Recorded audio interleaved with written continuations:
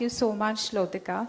And a big thank you to Team IDEC, Dr. Sanjay sir, Dr. Neeta, Dr. Archana, Dr. Anjali, Dr. Nitin, Shilpa Joshi, all of you, fantastic job, new venue and logistically challenging. So great job. Very humbled to be here. I think I'm already quivering with having such stalwarts in the audience, but let's go for it. So the CV risk assessment and the best engine for Indians. Well, we all know that cardiovascular disease is burgeoning, and especially in South Asia, including India, with the age of onset of first myocardial infarction being 10 years earlier than in other countries. Two big trials, the InterHeart and InterStroke, have found 9 key risk factors responsible for more than 86% of the cardiovascular disease, being smoking, hyperlipidemia, hypertension, diabetes, obesity, diet, physical inactivity, alcohol consumption, and psychosocial factors. So we know cardiovascular diseases are the leading cause of death in India, causing over 28% of total deaths, and more than 50% of cardiovascular death or disease mortality occurring in individuals less than 50 years of age, making all this very relevant. But certain risk nuance, especially in Indians, this was global, but especially in Indians, let's say that prevalence of diabetes, as we know, is consistently higher in South Asians than in any other population, and those with diabetes have definitely higher risk of cardiovascular disease. Diabetes also reduces the life expectancy by 10 years, and the main cause of death is attributable to cardiovascular disease.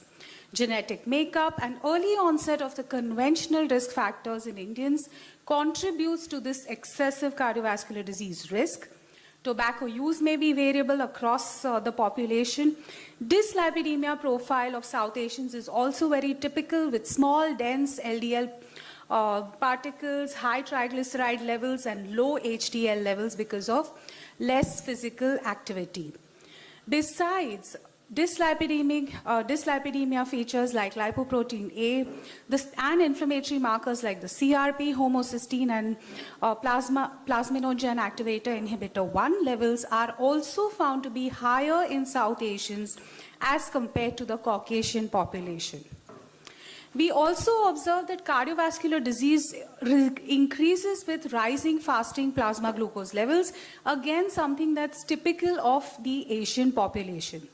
So given this very strong relationship between diabetes and cardiovascular complications, we need to address both, and we cannot remove one from the other. And of course, a multifactorial risk factor reduction has to be aimed at. So determining the risk of an event not only helps physicians but also patients from consideration of targeted interventions for prevention of future events, especially when you integrate everything with the patient's clinical scenario, social background, and other information that we have. And that becomes a framework for healthcare providers to recommend therapy and help patients also plan for the future. I think this is very important. It looks very complicated. All I'm trying to say is we need risk engines that are easy for even patients to interpret and use, because this is going to impact their lifestyle and everything. I mean, lifestyle factors are extremely important in conferring that cardiovascular disease risk and also diabetes. So again, the place where they all meet, cardiovascular disease and type 2 diabetes, well, on a genetic background with lifestyle, obesity, insulin resistance, glycation, and the dyslipidemia and severe hypoglycemia all contribute to outcomes like hypertension, cardiovascular autonomic neuropathy, atherosclerotic cardiovascular disease, myocardial infarction, cardiomyopathy, heart failure, and stroke. So all this culminates into a really pathetic clinical outcome. Non-conventional cardiovascular risk factors include coronary artery calcium, carotid intima media thickness, aortic pulse wave velocity, CRP, lipoprotein A, little a, and homocysteine and other markers. Our approach for prevention of ASCVD would typically consider non-modifiable risk factors as well modifiable risk factors, as you all can see here. Now, something about risk assessment engines, because they are the fundamental principle of anything in preventive cardiology. And CV risk prediction and estimation systems have all been developed for both prevention as well as management of cardiovascular disease. With the prognostically relevant information that we derive from all these engines, we can draw up a framework for selecting the nature and the intensity of therapy like statins as well as aspirin. Different guidelines have recommended different engines to assess the 10-year risk. And traditionally, this risk assessment is developed from determination of the presence of major cardiovascular risk factors and then applying different algorithms and prediction charts to determine the overall cardiovascular risk in any individual.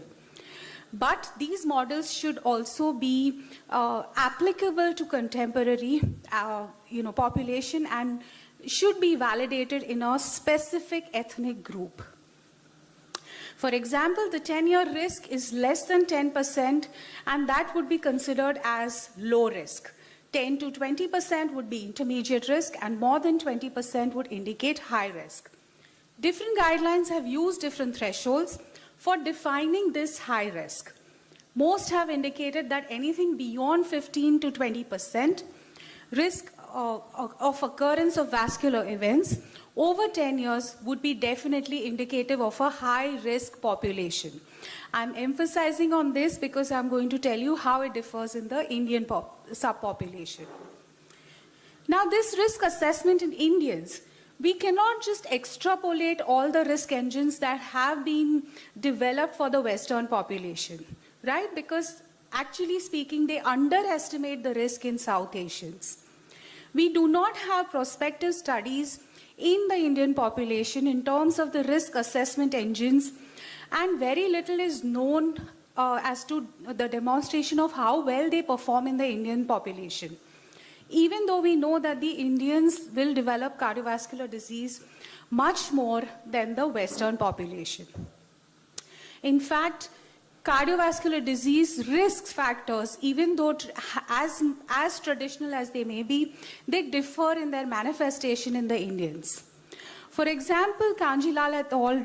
Reported in 2008 or so on 3 different scoring systems, and in a minute I will introduce those to you. Risk FRS or score and an earlier version of JBS risk score were all compared and reported that among family members of those with cardiovascular disease, there was less than 5% risk or high risk population. Now, this population in fact had not only family history of cardiovascular disease, but also elevated lipids, pro-inflammatory, pro-thrombotic, and other markers of cardiovascular disease. So clearly this was very obvious that something is wrong with these risk engines. It's not clearly giving us what we need. And just hold that thought, because the NICE guidelines have said that something called as a QRISK 2 or QRISK 3 can be considered as the most important for our population. Just a quick look at the cardiovascular risk factors across India and the United States over 25 years. You can see that all these risk factors, the prevalence or the presence has differed considerably over 25 years, and there is a difference between what is more important or relevant in the United States as compared to what is relevant for our Indian population.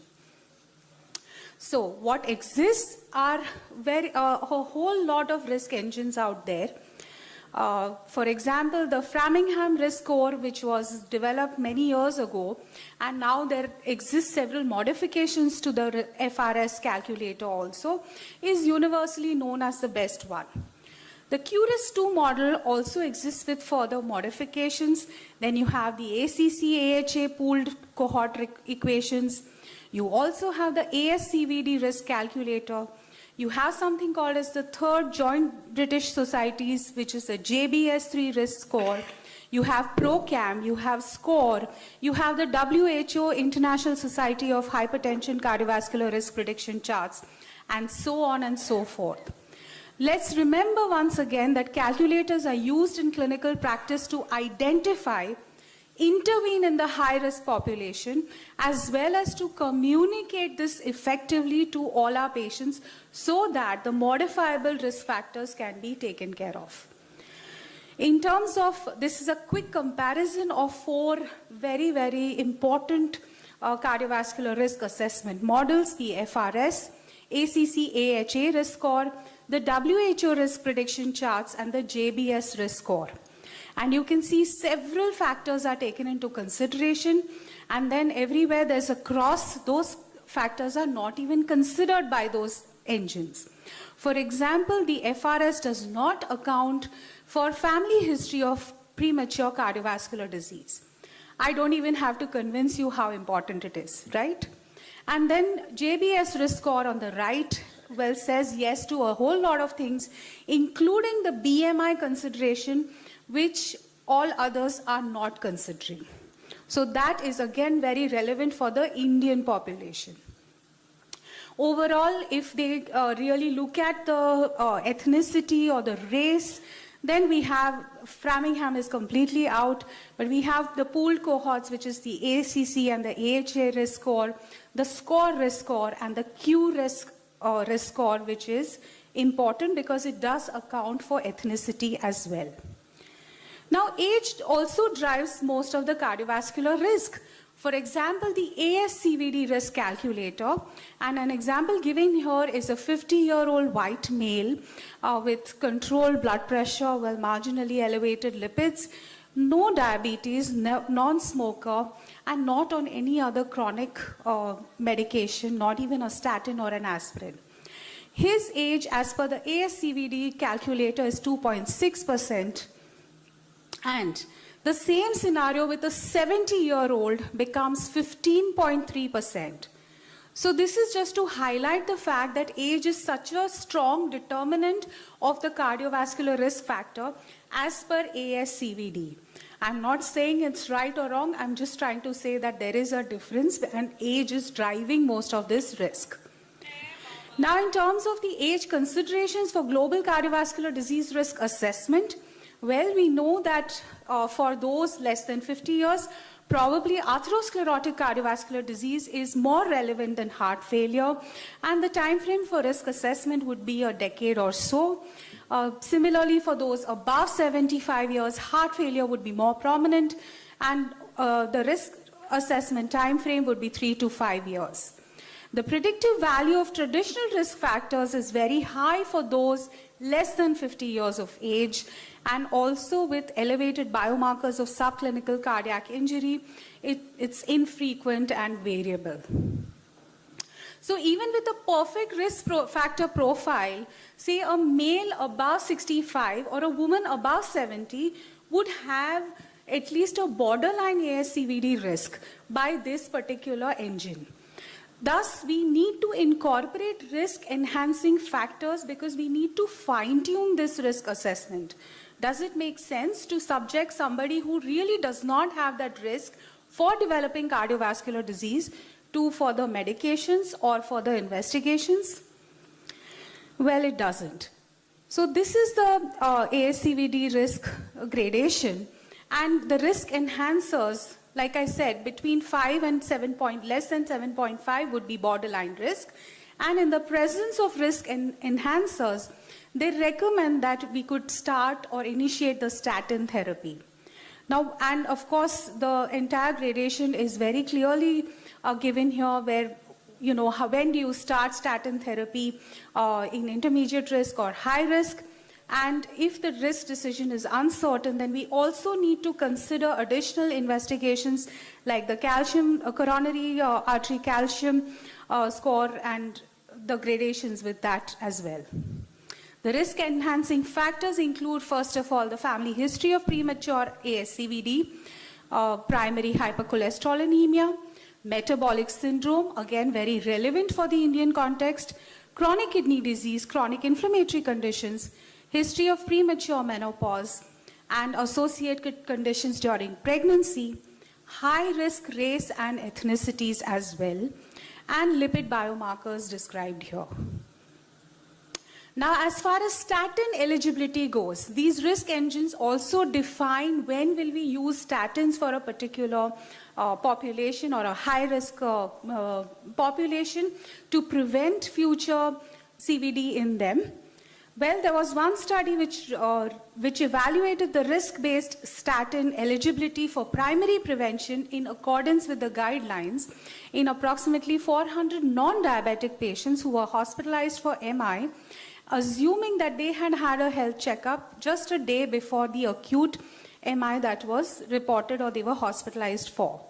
They used the SCORE risk-based calculator recommended by the European Society guidelines, and that restricted the statin eligibility for primary prevention substantially because it reclassified non-Eastern European people from high risk to low risk. And the same people were qualified for statin therapy if we went by the NICE guidelines. So you can see the paradoxical situation here. In fact, one of the Indian important studies done by Naveen Garg et al. From Lucknow, they also reported that 76% of the study population was statin eligible only as per the NICE guidelines, and they found that the FRS or the Framingham score risk score, CVD, was good for the high-risk stratification of patients, but not for statin eligibility. So, what would you do even if you qualified them as high risk, but you could not give them statin going strictly by the risk engine? So, thus, several limitations exist. Based on the Framingham Heart study, and this was conducted, and this is based, the FRS scale was developed from the Framingham Heart study, which was conducted in the US in 1998, and developed initially only for predicting coronary heart disease risk, but later on modified to predict overall cardiovascular disease risk. Also, keep in mind that it was developed at a time when the risk of cardiovascular disease in the US was peaking. It does not account for non-conventional risk factors like obesity, physical inactivity, family history, and so on, and relies heavily on age as a cardiovascular risk determinant. And we've already went through that because only at a later age will your risk increase, and this is not the fact for Indians because Indians do develop cardiovascular disease at a younger age. Again, several studies have looked at this particular comparison of the different risk engines that exist. For example, Kanjilal et al. In 2008 found that among the 3 different scoring systems that they compared, they found that the JBS was probably, all were not really good for even predicting the risk level in those with family history of cardiovascular disease, because in spite of having even other contributory risk factors, the risk that these engines found was less than 5%. In fact, in a study of executives with metabolic syndrome, the FRS risk score identified only 23% as having intermediate to high risk. The risk would be much higher. Bansal et al. Also compared risk scores from 4 different engines, including the FRS, ACC-AHA risk score, JBS3 risk score, and the WHO risk score as well, and correlated these with 2 other important markers of cardiovascular disease, which is the carotid intima thickness and the coronary calcium score. And they found that ACC, AHA, and WHO calculators significantly underestimated the cardiovascular risk as compared to JBS3 and FRS. JBS was the least likely to fail, and it was also consistently compared with CIMT and the coronary calcium score. Earlier, they had reported that JBS risk calculator was also better than the others that were used. Garg et al., and I'm going to just review that very quickly. They looked at the FRS global CVD risk assessment model that stratified patients, maximum number of patients into high risk for hard CVD events, but then it looked at a combination of outcomes including including every aspect of cardiovascular disease and stroke. So it was not able to fine-tune exactly for MI or other primary endpoints. So for the Indians, the Lipid Society of India came up with the expert consensus statement on management of dyslipidemia in Indians, and they sort of categorized the risk as low risk, moderate risk, high risk, and very high risk. And if you note, the high risk is more than 15 or more than 15% risk of ASCVD deaths, MI or stroke over a period of 10 years. So here itself, the percentage has come down from 20 used by the Western population. We've come down to a 15 to stratify them as high risk. Similarly, the treatment goals and drug therapy considerations are also given very, very clearly by this expert statement. And we have a comparison of studies evaluating predictive accuracy of different risk scores in the Indian population. We don't have too many, but till the 2017, there were at least 4 major studies which were reported, and one conflicting with the other. But overall, we found that JBS3 was relevant, and then the last study, Garg et al. Found that that QRS3 was a more relevant engine for the Indian population. I'll take 2-3 minutes more. So this was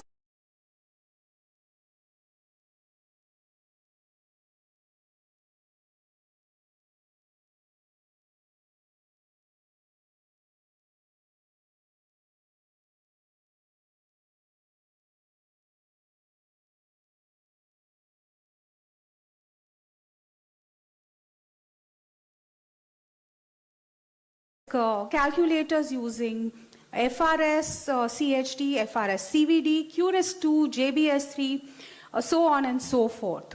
And they also looked at the eligibility for statin use by using the ACC-AHA NICE guidelines as well as the Canadian guidelines. And they found that FRS CVD risk assessment model had performed the best as it could find out the highest number of patients.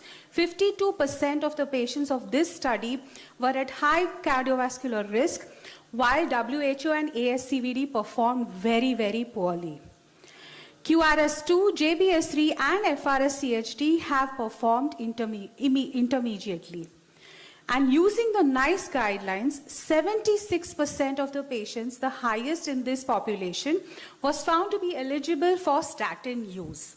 So they concluded that FRS-CVD appears to be the most useful one in Indians, but the difference may be because FRS-CVD estimates risk for several additional outcomes as compared to the other risk scores. And for statin eligibility, they said refer to the NICE guidelines because they seem to be the most appropriate for the Indian population. Just to show you that from this study, again, if you look at the 10-year risk, the high risk, the low risk less than 20%, say for example FRS-CVD, they found that 48% of the population had low risk and 52% had high risk. But when you put in the in non-diabetic subjects, so when you remove diabetes, then the numbers considerably change using the same engines. So in Indians, the 10-year CVD risk score calculators do not behave the same as in the Western population. And for identification of high cardiovascular risk groups in Indians, FRS-CVD is probably most useful for statin eligibility. NICE guidelines or the QRS2 is the most appropriate for the Indian population. So this was what they concluded in 2017.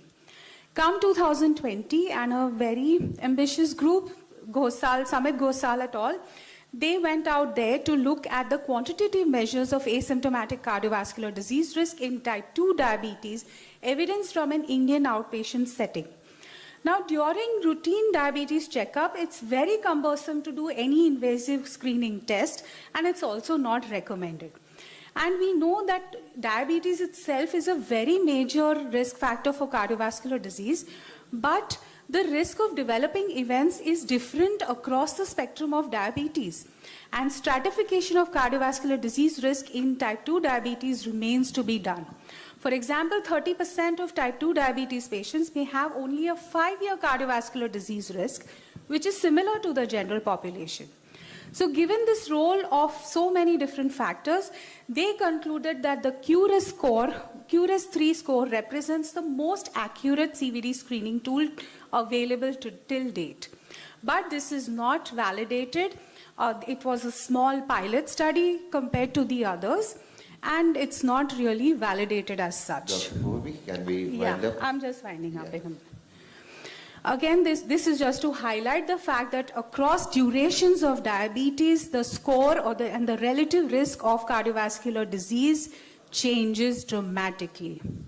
So this was the first ever study from India which identified CVD risk in type 2 diabetes patients who were asymptomatic, and therefore definitely would have more ramifications going forward.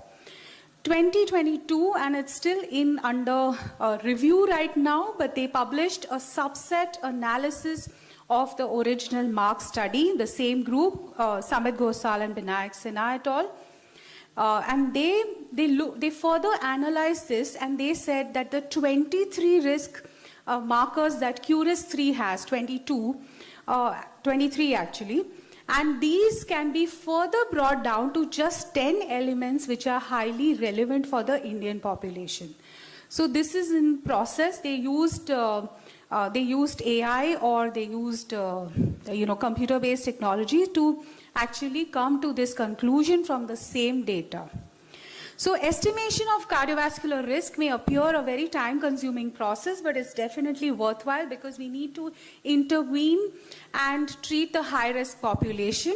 It should assist primary prevention decisions where risk-benefit ratio may not be that favorable of giving statins or aspirin, and hence it must assist all of us in making those right decisions.